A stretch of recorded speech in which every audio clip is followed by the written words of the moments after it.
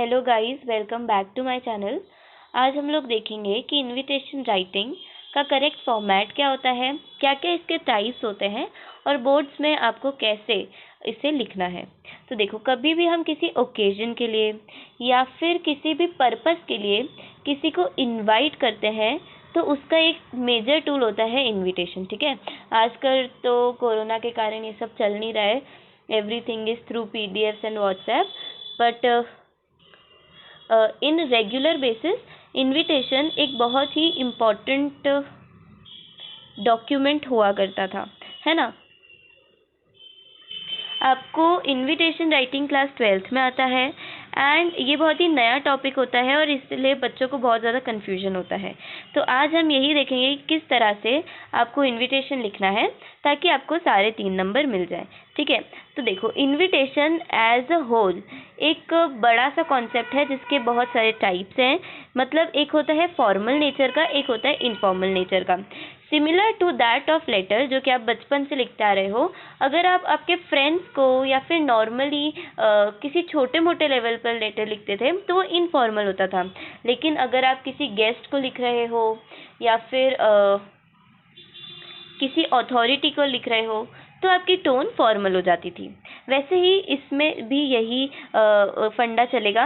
अब जो formal letter होता है इसमें अगेन 2 टाइप होते हैं, एक होता है प्रिंटेड, दूसरा होता है रिटन। दोनों ही आपसे एग्जाम्स में पूछ सकते हैं। प्रिंटेड वाला जो होता है ये एक ऐसा इनविटेशन जो जैसे पत्रिका वगैरह घर पर आती है जिसमें हमें वेडिंग पार्टी का इनविटेशन होता है या फिर कोई बर्थडे पार्टी का इनविटेशन जहाँ पर एक प्रॉपर ऐसे एक प्रॉपर अच्छा डिज़ाइनर वे में पूरा डेटा लिखा हुआ रहता है, प्रोग्राम कब है, कैसे आना है, बाकी सारी चीज़ें, तो वो प्रिंटेड हो जाता है। ठीक है, अब प्रिंटेड के अलावा दूसरा जो है हमारा रिटर्न, ये भी आपको एग्जाम में पूछा जाता है। रिटर्न में आपके 2 कंडीशन चलते हैं। आप या तो वो इनविटेशन सेंड कर रहे होते हैं या तो आप उसको रिसीव कर रहे होते हैं। बीइंग अ सेंडर, आप वहाँ पर जो भी प्रोग्राम है जिसके लिए आप इनवाइट करना चाहते हो वो सब चीज़ें मेंशन करोगे, या फिर अगर आपको कोई इनविटेशन रिसीव हुआ है और उसका आपको रिप्लाई देना है तो आप वहाँ पर अपना कंफर्मेशन देते हो कि इधर like I will be able to come for the program or not. Okay, तो यहाँ पर एक होता है लेटर ऑफ एक्सेप्टेंस।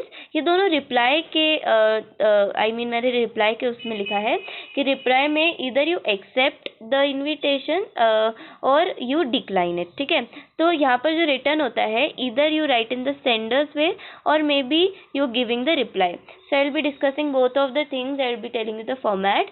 तो ऐसे चलता है इनविटेशन। अब देखते हैं इनविटेशन राइटिंग जो है उसकी मार्किंग स्कीम क्या होती है। तो इनविटेशन राइटिंग में अगर आपने फॉर्मेट सही लिखा है तो आपको उसके 1 मार्क, कंटेंट सही है तो 1 मार्क और एक्सप्रेशन सही है तो 1 मार्क्स। एंड टोटल इसको हमें 50 वर्ड्स में लिखना होता है। तो सोचो, एक 50 वर्ड्स का टॉपिक जिसमें इतने सारे कंफ्यूजिंग टाइप्स हैं, तो इसमें हम कैसे मार्क्स गेन करें।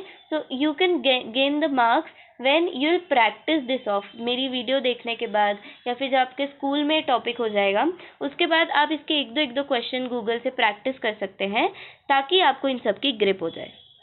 अभी हम सबसे पहले स्टार्ट करते हैं हमारा फर्स्ट सब पार्ट जो कि था फॉर्मल, उसमें प्रिंटेड वाला। ठीक है, जब हम फॉर्मल इनविटेशन लिख रहे हैं ना तो उसमें हमको 2 चीज़ें ध्यान रखनी है कि हम ये मास लेवल पे लिख रहे हैं, क्योंकि अगर जब हम प्रिंटेड एडवर्टीजमेंट लिखने का मेन कारण ये होता है कि हम इतने सारे लोगों को एक साथ इनविटेशन एक एक करके लिख के नहीं दे सकते, राइट। तो इसके लिए हम एक कॉमन डेटा प्रिंट करवा लेते हैं और उसी को सब जगह भेज देते हैं। तो जब हम प्रिंटेड इनविटेशन की बात करेंगे तो ये मास लेवल पे जाता है। देन इसका जो राइटिंग फॉर्मेट है ये 3rd पर्सन में चलता है, यानी कि मिस्टर एंड मिसेज यूज़ होगा यहाँ पर।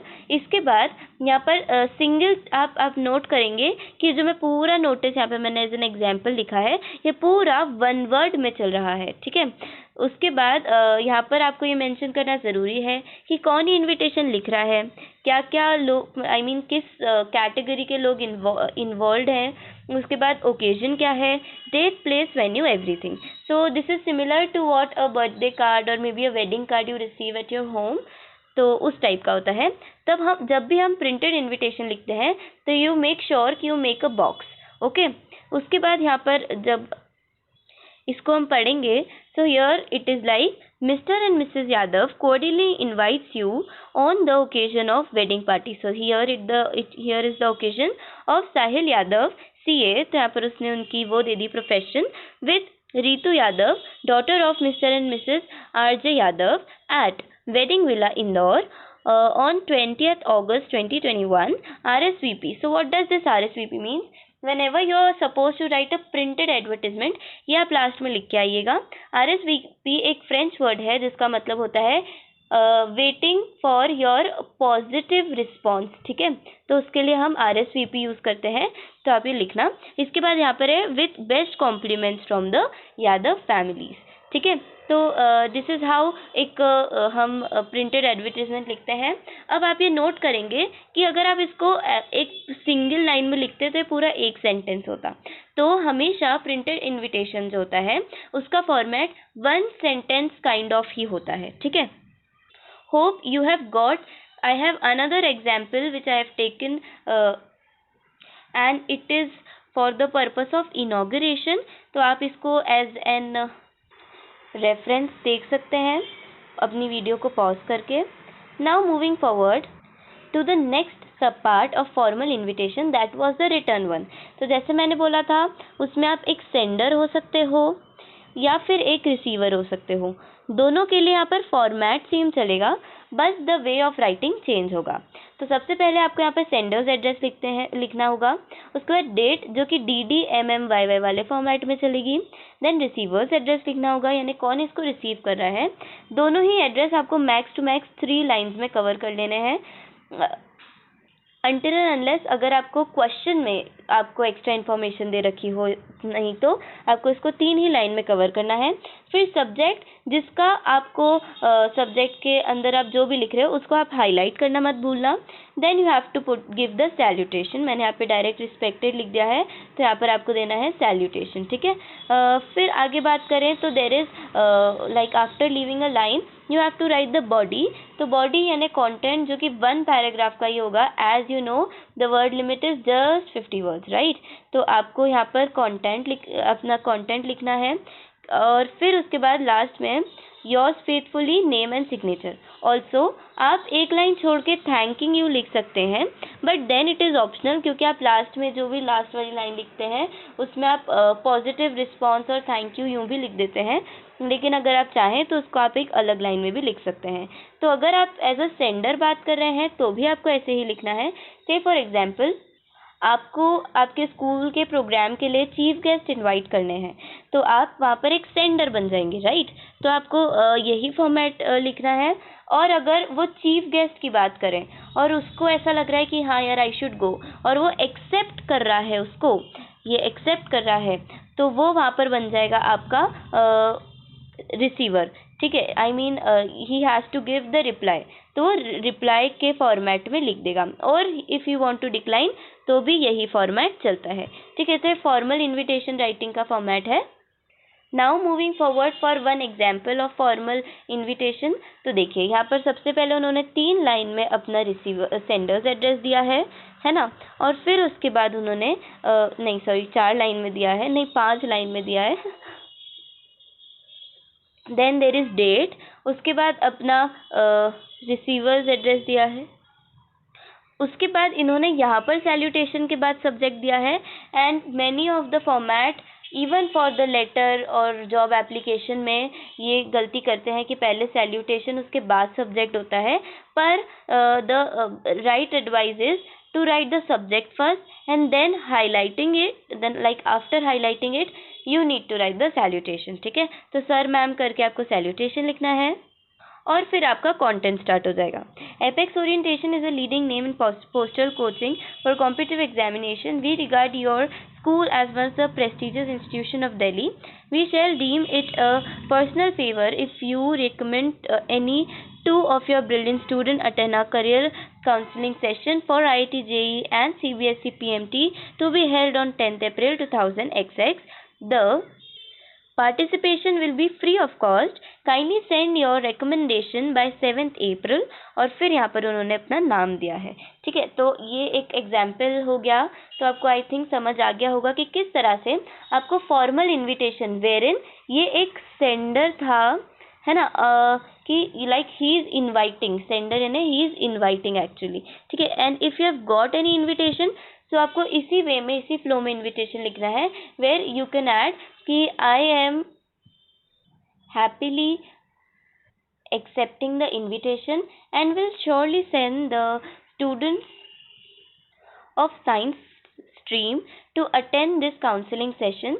We are known to the fact that Apex Orient Institution is the best institution for all the competitive exams, and we would surely believe that our students would really love it to attend the session on the 10th April respectively. Thank you, और फिर आप नाम दे सकते हैं और चाहे तो designation भी दे सकते हैं। So yeah, that was it about the informal writing part, where we have seen printed as well as written invitation, और return में हमने sender और receiver दोनों type के advertisement invitation discuss कर लिए हैं। Now moving forward to informal invitation, which you generally write to your friend or to your family member for inviting for a smaller purpose। ठीक है, नॉट अगर big purpose के लिए लिखना है तो हम प्रिंटेड का यूज़ करते हैं, लेकिन जब हमको छोटे मोटे काम के लिए किसी को इनवाइट करना है तो हम इस इनफॉर्मल इनविटेशन को यूज़ करते हैं। तो इसका format is again a very similar format to that of formal. The thing which change will be sender's address, यहाँ पर आपको मेंशन करना है जो कि आपको क्वेश्चन में दिया होगा, उसका डेट DDMM वाले फॉर्मेट में, and then directly you have to begin with the body. ठीक है, तो बॉडी अगेन 1 पैराग्राफ की होगी, and taking into the consideration that you have been given with 50 words to write an invitation तो वो body में आपको 50 वर्ड ही लिखने होंगे, और फिर एक लाइन छोड़ के योर्स लविंगली नेम और सिग्नेचर आप यहाँ पर कर सकते हैं। Now let us look to its example. यहाँ पर मैंने ऑनलाइन एक एग्जाम्पल ढूंढा था इसका, जहाँ पर उन्होंने सेंडर्स एड्रेस दिया है इन 2 लाइन्स, है ना। उसके बाद उन्होंने यहाँ पर डेट मेंशन की है, और यहाँ पर उन्होंने सैल्यूटेशन भी लिखा है जिसमें उन्होंने डियर वगैरह लिखा है। तो ये ऑप्शनल होता है, if you want to write you can, if you don't want to write it's upon you. और बहुत सी बार तो क्वेश्चन में when you are writing informal letter they would not give the name कि आपको किसको लिखना है, बस ऐसा होगा कि you please invite the friends for the program. ठीक है, अब यहाँ पर उन्होंने बॉडी लिखी है कि we have much pleasure in inviting you to the 21st birthday party which we are giving for our son Vineet at 6:30 PM 14th October at our residence. So yes, this is a logical invitation. Why am I saying that? Because देखो residence में programme रखा है तो of course वो छोटा होगा, और छोटा है मतलब कम लोग को बुलाना है। That is why they have taken the help of informal invitation, otherwise they could have gone for printed one. Okay, so can you just see the difference. उसके बाद यहाँ पे लिखा है we hope that you will be able to come, then your sincerely, और फिर नाम। ठीक है, तो यहाँ पर इस तरह से आपको इन्विटेशन लिखना है। होप यू हैव गॉट कि क्या क्या इन्विटेशन के टाइप होते हैं, कहाँ पर आपको रिप्लाई देना है, कहाँ पर आपको सेंड करना है, या फिर फॉर्मल वाला लिखना है या इनफॉर्मल वाला लिखना है। So yeah, that's about it. If you like the video, please click on the like button and also share it with your friends. Another information, I have uploaded advertisement का format और उसका detailed explanation with the example और marking scheme, also report writing, notice, article, job application, जहाँ पर मैंने detail में सारी चीज़ें समझाई हैं और किस बेसिस पे बोर्ड्स आपको मार्क्स अलॉट करता है, ये सब बताया है। So if you haven't check out that videos, you can go and check it out right now on my channel. And if you have any query in this video invitation में, या फिर कोई भी इनमें से कुछ भी टॉपिक में आपको कुछ भी डाउट है, so you can ask me in the comment section below. So that's about it. Thank you so much, all the very best.